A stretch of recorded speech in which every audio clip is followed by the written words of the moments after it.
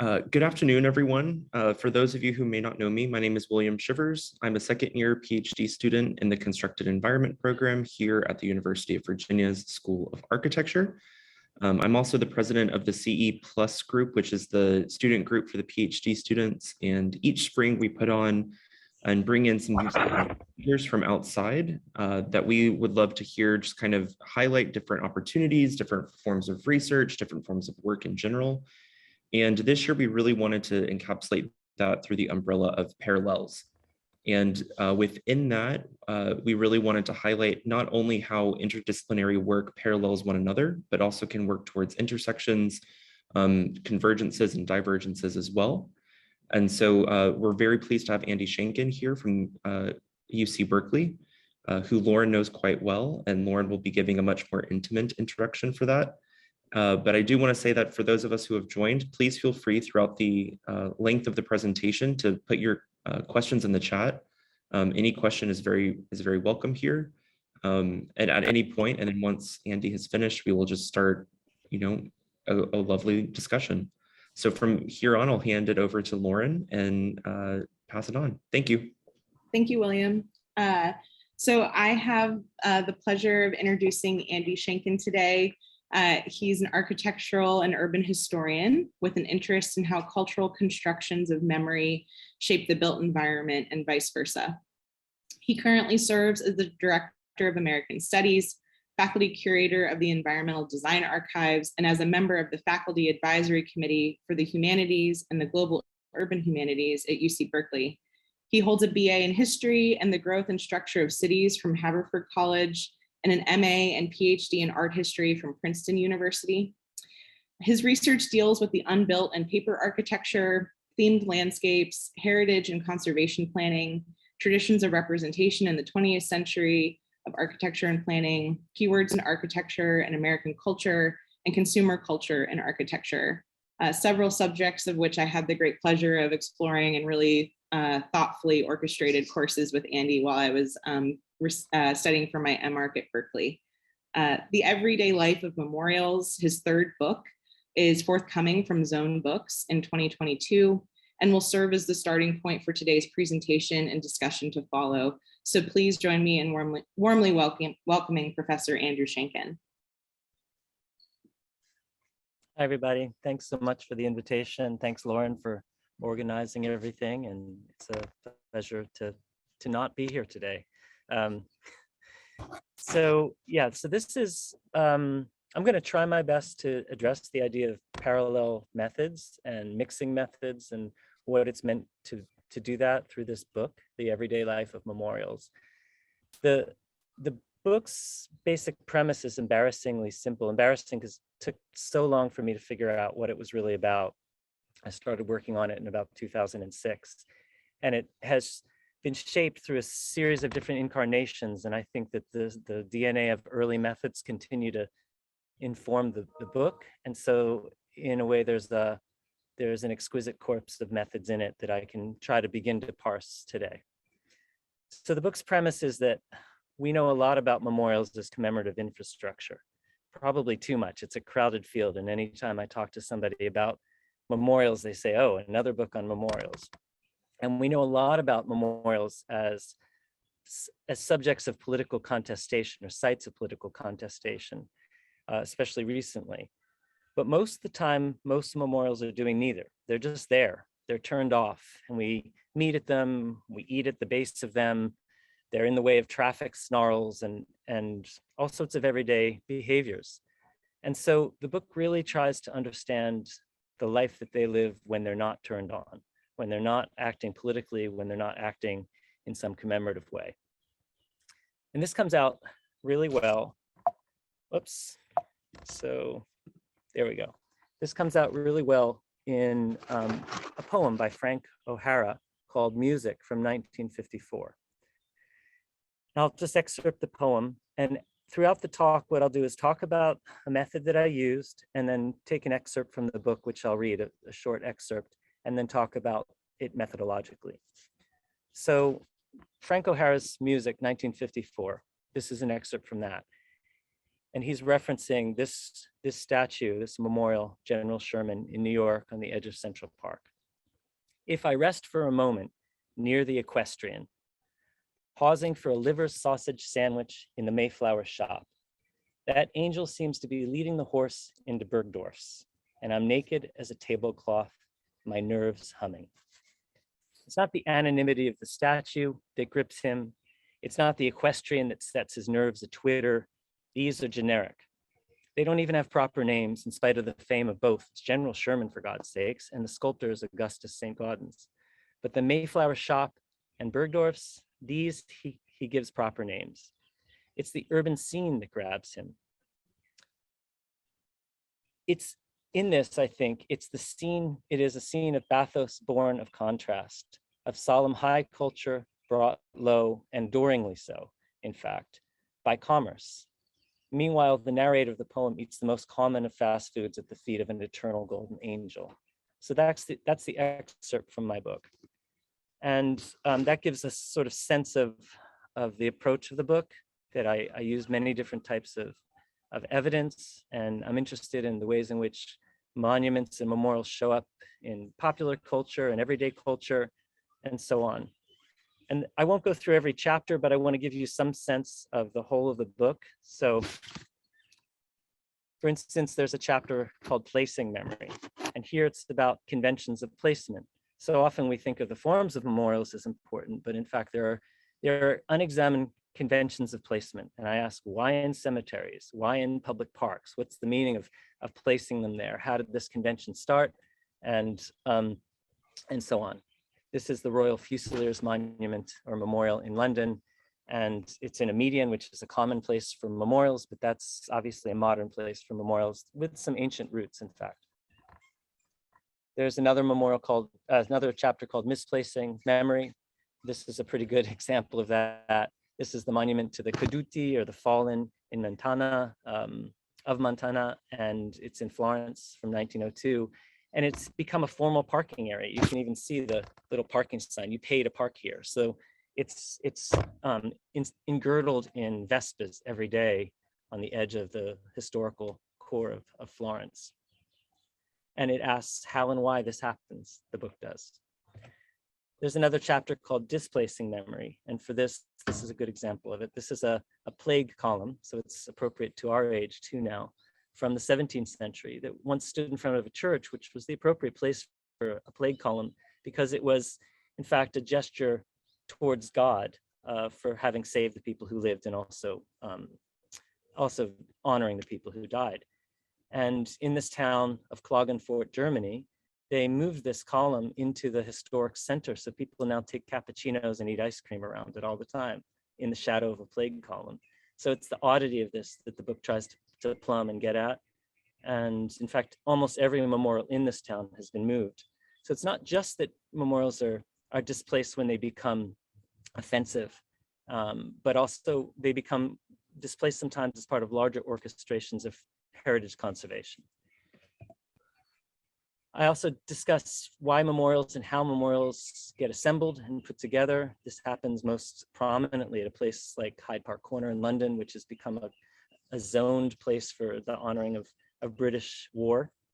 And you can see right here, right in front of you, is the New Zealand World War II memorial. To the right is a little statue of David, which is the machine gun memorial for World War I, right there. This is a statue to Lord Wellington. This is the Royal Artillery Memorial from World War I and also World War II. And there are a series of others here. And the assemblage means that all these things mean something different. They're not just solo memorials. They're pulled together into a collective meaning. There's also a chapter on what people do at memorials. This is a Library of Congress photo of Greenbelt, Maryland in 1942. And you can see the people, they've gotten tired of the memorial service and they've let down their guard and they're relaxing a little bit. And there's another chapter on what memorials do at memorials. This is a Holocaust memorial in Miami Beach, Florida from 1990. And it is so highly orchestrated and curated that it gives us very little berth for how we move through it and how we how we get the point of the memorial. And then finally, this is not all the chapters, but I finally end with the chapter called Why Memorials Are Strange, because I think more or less they are. As a cultural form, they do something that almost nothing else does in our culture. And so they're invented to suit a purpose that is unresolved and constantly shifting and kind of moves through our fingers, almost like methods do. There's opaque sometimes as methods. So I guess first and foremost, one could say that the primary method I use is historicization. I historicize things. And I would ask, for instance, of this image, why is Steinberg drawing a monument in 1959?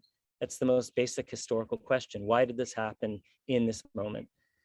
And in this moment, this is a moment when memorials are in decline as a cultural form in the West, not in the East Bloc at all, but in the West. And in fact, Lewis Mumford had famously said in the 1930s, if it's a monument, it's not modern, and vice versa. So what's Steinberg getting at is the historical question. And this is what I wrote in the book. If we look at this through Mumford, Steinberg is drawing a comical cenotaph for the monument itself. But Steinberg drew farcical monuments obsessively. If the monument were truly dead as a cultural form, then it wouldn't have been funny. In fact, it wouldn't have been a subject at all. It's more intriguing to think of Steinberg working through the monument's unfinished business in a comical reprisal of 19th century statue phobia, but now in the context of a Cold War America that had precious few public modes of expression commensurate to the scale of the issues it faced. Is it possible that Americans needed monuments more than ever, is the question in 1959. And as this selection shows, maybe only laterally, as a historian, I'm drawn to a very old method drawn from the Annales School, the French school from the early 20th century, which traces historical mentalities.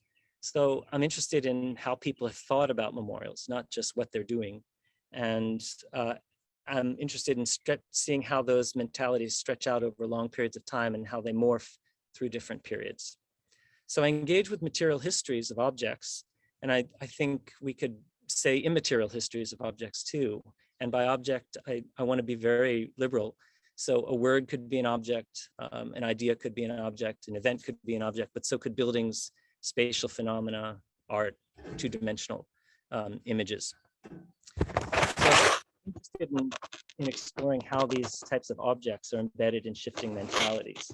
The straight history of monuments to me is interesting enough, but the way they're enmeshed in these mentalities or in structures of feeling is really what I'm trying to understand in this book. So the second method I'll talk about is maybe the most simple, and that's formal analysis. Art historians are taught to do formal analysis, or architectural historians, but I think formal analysis has been in low regard, and it's been in trouble at least since the 1990s. I remember, for instance, Hal Foster gave his job talk at Princeton when I was a grad student and didn't show an image, and everybody was aghast. And I remember Mark Wigley giving the keynote address at the Society of Architectural Historians Conference in the 1990s without showing an image, and it was on the Canon, and everybody was aghast. So the formal analysis has been in trouble. And I think part of the reason is that it has been confused, and not without reason, with formalism. My own students are reticent to parse or do readings of images and buildings.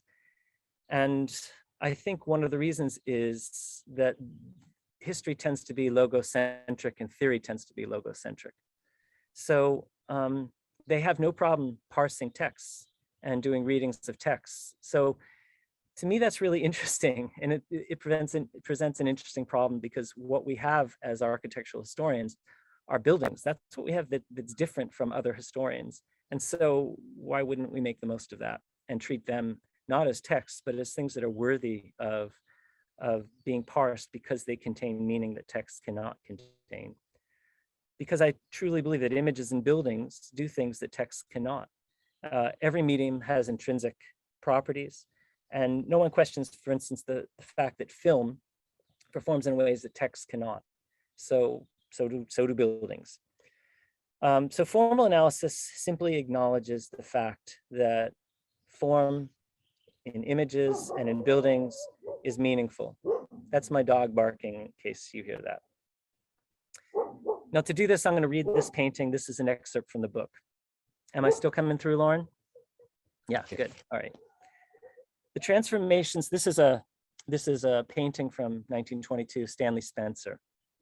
The transformations that memorials undergo during commemorations can be understood as pop-ups, moments when people erect temporary roofs over themselves, using the monument as mast.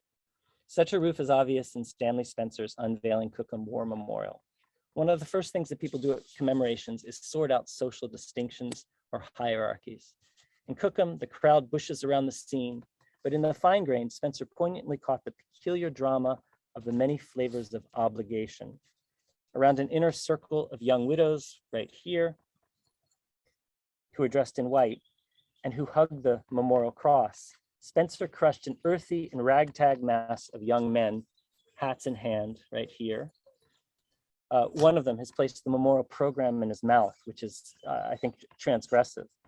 The crackling energy and the tight space between the line of men and women seduces a young widow to twist around.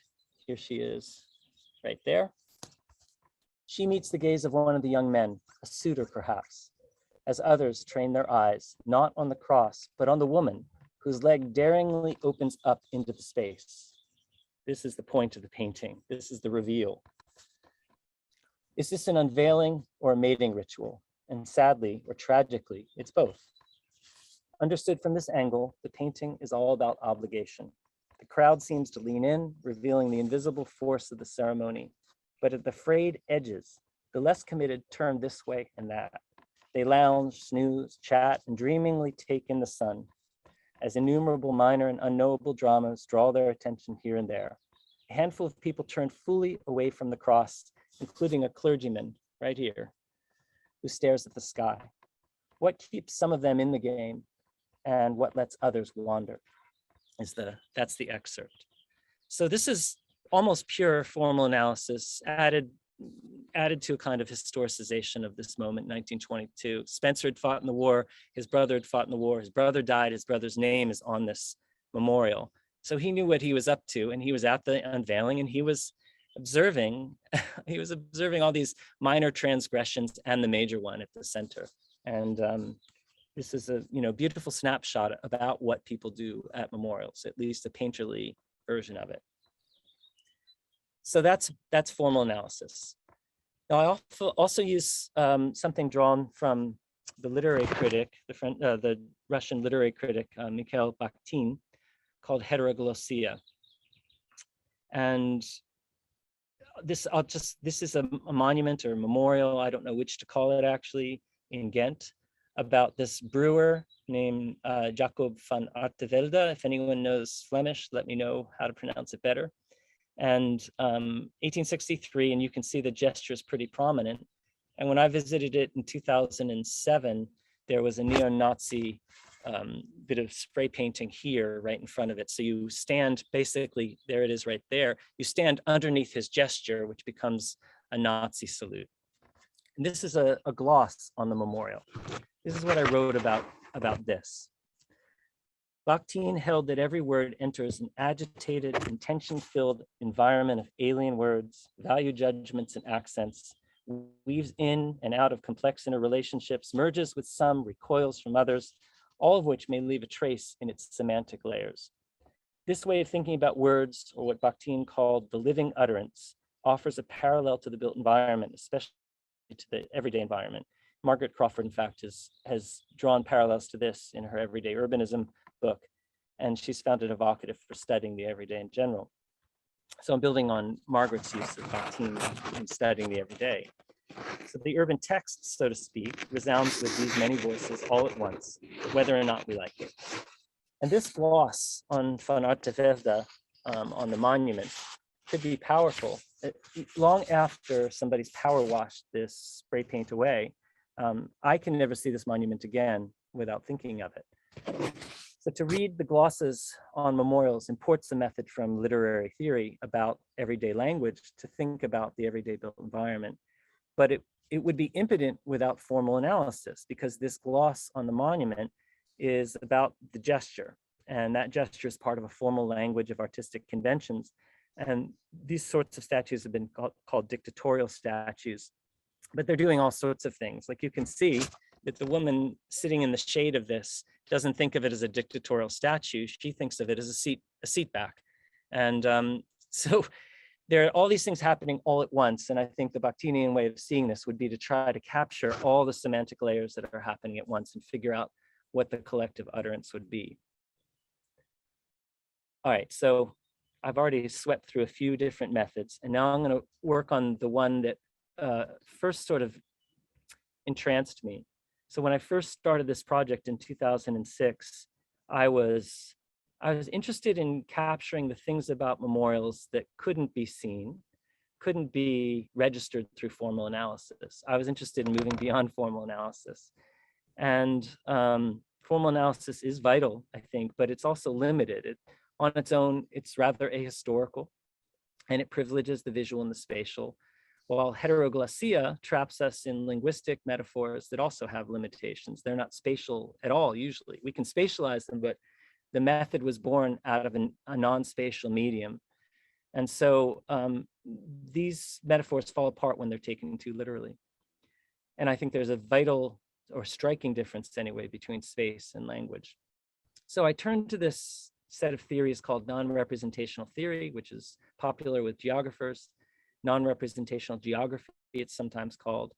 And this method turns to the non-visual, the haptic, the sonic, the performative gestures. It tries to understand instincts and events and auras and rhythms and cycles and flows and codes, things that you can't see, things that are literally non-representational.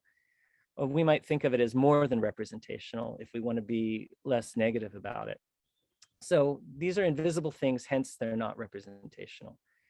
And it would seem from the beginning that non-representational geography was an enemy of formal analysis, which is all about the visual or the formal, the spatial. But in the book, I try to create a rapprochement between these two methods. In the intro, this is what I write about trying to do this. The analysis of form in art, and especially in architecture, implicitly posits a relationship between objects and people. In its most deliberate and politically engaged formulation, form is seen as a form of social reform or social change. It's a means of enacting social change. Memorials provide a test case because, can you hear me? Yes. Yeah, good. I just heard a funny sound. Memorials provide a test case because, more than most objects, they come laden with invisible elements, while being also complex objects formally. They are erratic, they're changeful, they're seized by episodic events, they're blurred by urban flows. The monument, in other words, cannot act alone. It cannot shoo the ubiquitous bird on its head, or banish the traffic snarl that consumes it in honking, exhaust, road rage, and a melee of signs and gestures. These interventions of nature and culture may not have been part of the intention of the monument or memorial, but they end up being central to the experience of memorials. Now, this image is of something that was published in 1944 during a debate about what memorials should be built after World War II. And as you can see, the author who published it called it an unattractive fact. And that's because what had happened in this town of Danville, Illinois, is the traffic routes had changed, and this monument first greeted people, peace greeted people as they came into town, and the new traffic meant that they approached town and saw her derriere first. And this was a problem. Urbanism had changed, and the memorial now was backwards. But it was impossible to reorient for various reasons that I won't get into. And the writer says, in publishing this image, says, "I have seen Laredo Taft, the sculptor, blush as he looked at it." Now, to understand this blush, I leaned heavily on a piece by a woman named Maria Kaika, who's a geographer. And she writes about what happens when sewage backs up in our homes. This is what she says, and what I say about her. When people turn on faucets in their houses, the predictable and dependable flow of water is really a form of nature domesticated. This invisible network brings water to us and flushes away waste as if by magic. When it fails, when this system of infrastructure fails, when sewage backs up in our bathroom, the home instantly becomes a staging ground for an encounter between culture and reviled nature. The familiar and protected world of the home becomes something monstrous and repulsive. And the modern understanding of the home as distinct from unruly nature is thrown into doubt. This argument hinges on the observation that the idea of the home maintains a boundary between nature and culture. And it holds the domestic sphere apart from these unwanted processes. In fact, apart from nature itself, even if the house is ultimately dependent on nature, on the nature that it obscures. In these moments when sewage backs up, the dweller of the modern home is brought face to face with his or her alienation from nature. That's Kaika's basic thesis. Now, here's the leap that I try to make in borrowing Kaika. If memorials are seen as commemorative infrastructure, or even as the fixtures that emerge out of the mostly invisible commemorative processes of society, they become a boundary rather than an object. A boundary like the one Kaika draws between nature and culture. Revealing peace as unattractive back drew attention to three important elements of her transformation: her ugliness, her inappropriateness, and the artist's emotional response. The formal shortcomings of the memorial were tied to disgust and linked explicitly to the flow of people into the city. So as a failed faucet for commemoration, after all, it reveals its rump rather than some noble quality. Peace encountered the everyday infrastructure of circulation awkwardly. It roused shame. So the sculptor's blush, while surely apocryphal, stands in for the embarrassment of all citizens, what the writer thought should be the embarrassment of all citizens. So the failure of outdated and ill-placed memorial infrastructure created a new flow of sentiment, in other words. So formal analysis couldn't do that. Heteroglossia could not do that. Historicization alone couldn't do that. I needed a conceptual structure for unlocking this piece. And I had encountered this piece as a grad student, this article as a grad student, and published it in a totally different context without even thinking about the emotion. And here I'm trying to grapple with the emotion of it. All right, this will be the last method I'll talk about. And there are many other methods I'm using in the book, but this is the last I'll talk about today. I borrow a lot from Erving Goffman, not the typical source that people use, which is his book about the presentation of self in everyday life, but in fact, a book called Behavior in Public Places, which is from 1963. He gave me a language for discussing what people are doing at memorials, because he talks in really beautiful terms about what people are doing when they interact in social situations. Here's an excerpt about the Tomb of the Unknowns that puts Goffman into practice. At the Tomb of the Unknown Soldier in Arlington, Virginia, you probably all know it because you're in Virginia, when the soldiers on duty observe visitors behaving in ways they deem inappropriate, they bark. They have guns in their hands and they bark at people. They say, "It is requested that all visitors maintain an atmosphere of silence and respect at all times." They say it more aggressively than that. Or more simply, they say, "Behind the chains and rails!" exclamation point. So the soldier's voice and stiffness tells us to stiffen our own bodies, that we've grown lax. In maintaining this tone in perpetuity with round-the-clock surveillance, the soldier's taut body guards against other bodies doing loose things. His obligation becomes our obligation, or at least that's the idea. And yet what an immense amount of effort goes into preventing this site from lapsing into the everyday. They have to hire somebody or take soldiers off of other duties to have them stand here and march back and forth and yell at people. No, Goffman helps me understand how much we take for granted the extraordinary amount of limb discipline, what he calls limb discipline, required of every social situation, all the more so in formal settings. Here I'm starting to think about commemorations as well, where we have to follow a script and control our bodies for potentially long periods of time.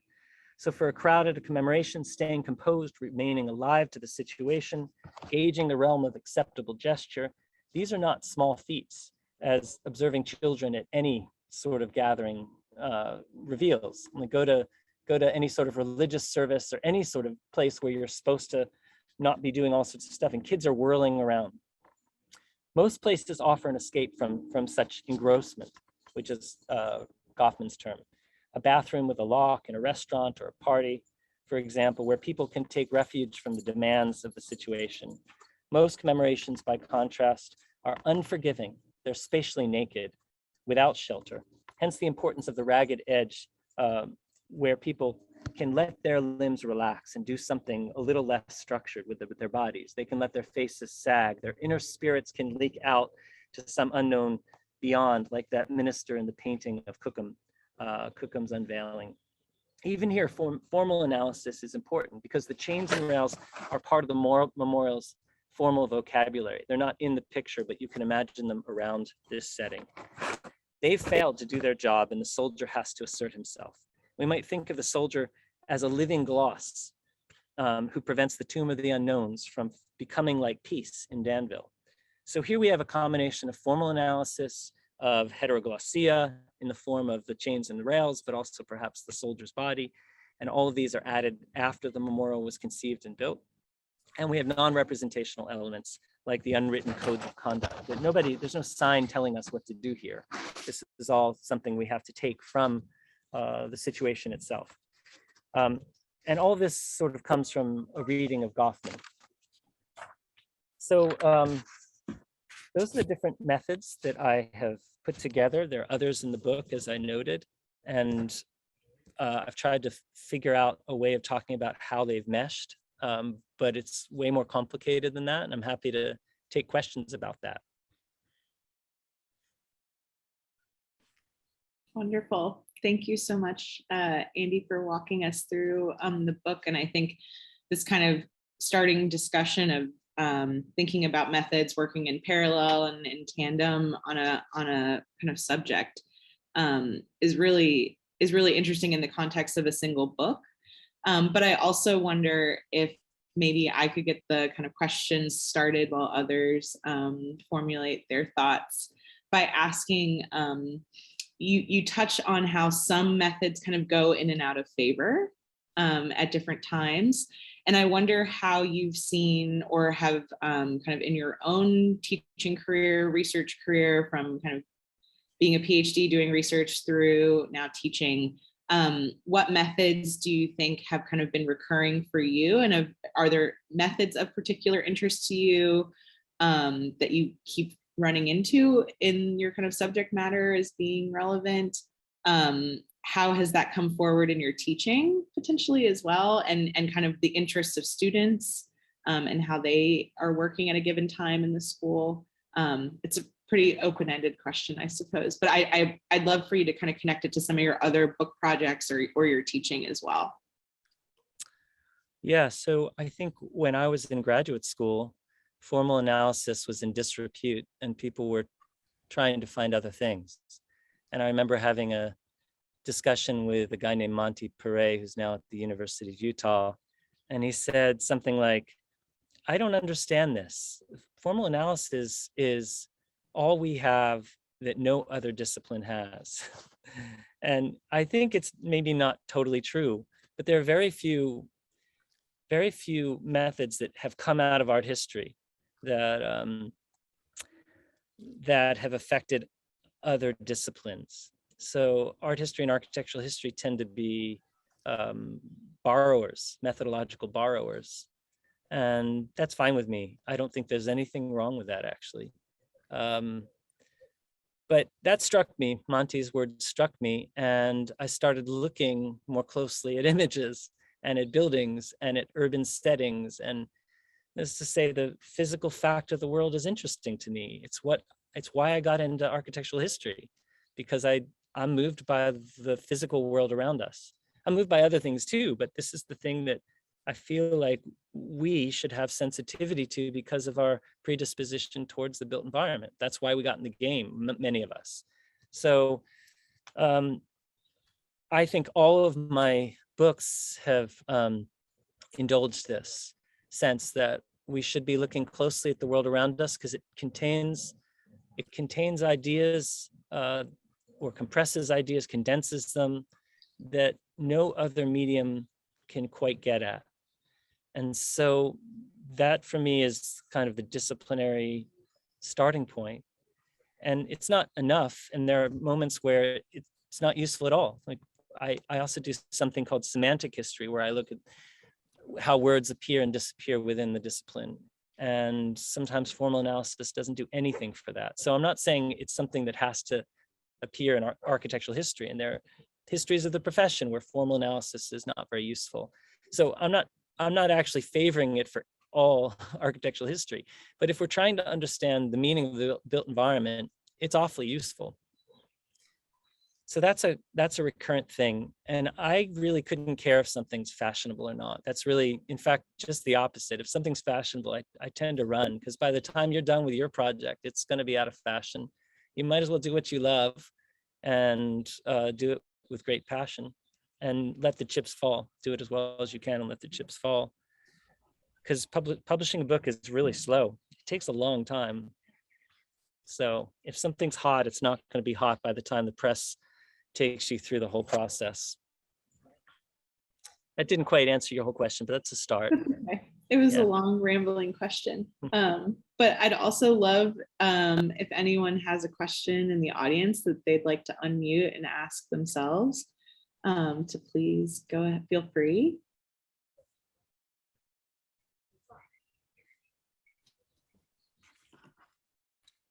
Aaron, are you unmuted? I don't want to take the first spot, but if there's people are still thinking, I have a question I'd love to ask. Yeah. Thanks so much, Andy. It was really wonderful to get the overview so quickly. When I was doing my dissertation, 1940X was hugely influential on my process because of how you use sources and positioned things as evidence that hadn't really been used in that way before. I wonder how your omnivorousness with methods has been informed by how you've used sources and kind of created or dubbed things archives in your work. Yeah, thank you, Erin. So, right, when I was writing the dissertation that became 1940X, I remember proposing it. Princeton had these public proposals where anyone could come. So 30 or 40 people packed into the room, all your friends, everybody was younger because they wanted to know what was going to happen to them. And I presented the dissertation idea. And usually what happens is you leave the room afterwards, the professors discuss it, they invite you back in, they say, great, go off and write. And then you go off and get drunk with your friends. Well, everybody left the room and they were waiting to take me away. And we waited and waited and waited. And the professors they stayed in there like they were choosing a new pope and it wasn't going right. And finally they invited me back in and everyone had left except two friends. And they did not believe in the dissertation. And in fact, John Wilmerding, who was the chair at that moment, said, he quoted the Wendy's commercial because there were a lot of advertisements in it. And he said, where's the beef? And I said, what do you mean? He said, where are your sources? And I said, he did not believe that advertisements were sources because there was a hierarchy of material for him. Painting was at the top, sculpture next, photography maybe next, and then architecture. So I was already in trouble because I was at the bottom of the rank. And that hierarchy still kind of exists for some art historians. But that's not what had happened to me. What had happened to me was I was researching this topic that didn't include real buildings. It was a moment of the unbuilt. And most of the unbuilt stuff wasn't beautiful drawings and archives. Some of it was, but most of it was, as you know, Erin, was advertisements and popular press stuff. And that's just what it was. That's where the research led me. And I couldn't change that if I wanted to do this topic.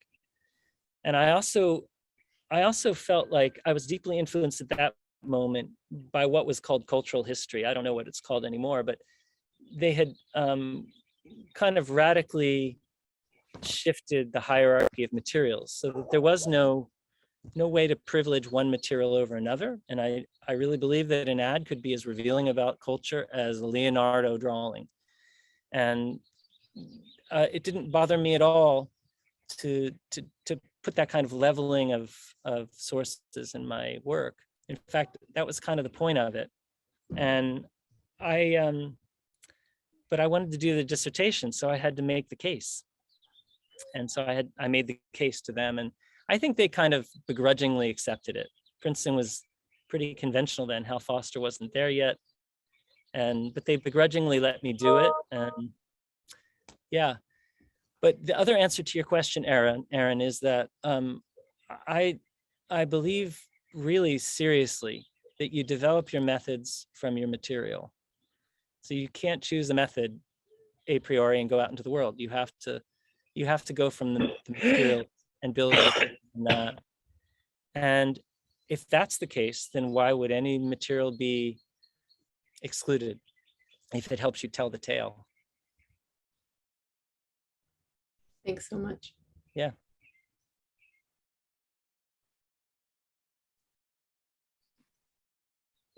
Who else might have a question? I think we have time for one or two more. William, do you have one? I have a question, but it almost stems back to yours, Lauren.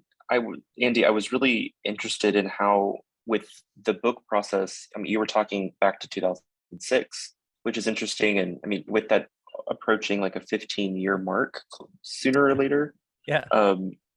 You know, your methods have clearly evolved and they've changed over time. And you've touched on it, but I was wondering, for me particularly, like, how did you choose to give or take from your originality without trying to truly lose the ethos of your project at large, with so much changing just even within in that 15-year time span? Yeah, so this began as an archival historical kind of work. I was going to go to archives across Europe, and I have just enough language training to do stuff in 3 or 4 different languages. Not great, but just enough. And then I had a kid, and I thought, there's no way I'm making it to Europe. I'm not going to spend months in archives. It's just not going to happen. So I put the whole project in the back burner. I continued to teach these things and think about them and photograph memorials. And when I did get out and about, I'd think about them more and photograph them more. So I was collecting, you might say, and I was growing. And then I had another kid, and I started a different book because I just thought, there's no way I need to do an American local topic. So I wrote a different book. And then I started a third book, which is, I don't know, I wrote about 100 pages. And then I realized I'd fallen into the restless pathology of starting books and not getting anywhere with them. And I didn't want to keep doing that. So I committed to doing nothing except one book. And I had to choose which one. I had 3 going at the same time and 2 kids. And so I chose this book, but it couldn't be archival. So I had to really change the way I was going to do things. It couldn't be archival because I just didn't have it in me to go to Europe for a year and go to archives all over Europe. It just was impossible. So it was really going to be based more on conceptualizing how to think about memorials. And that meant visiting a lot of them, which I'd already done a lot and could do a little bit more of. I'd seen a ton in the United States. And now with the internet has changed since 2006. You can see so much online. And so that helped me immensely to be able to do this project in a less archival way. There's an archival presence in it, but it's not, I wouldn't call it archival like my first 2 books at all, or what I think my next book will be, which will be a return to archival history.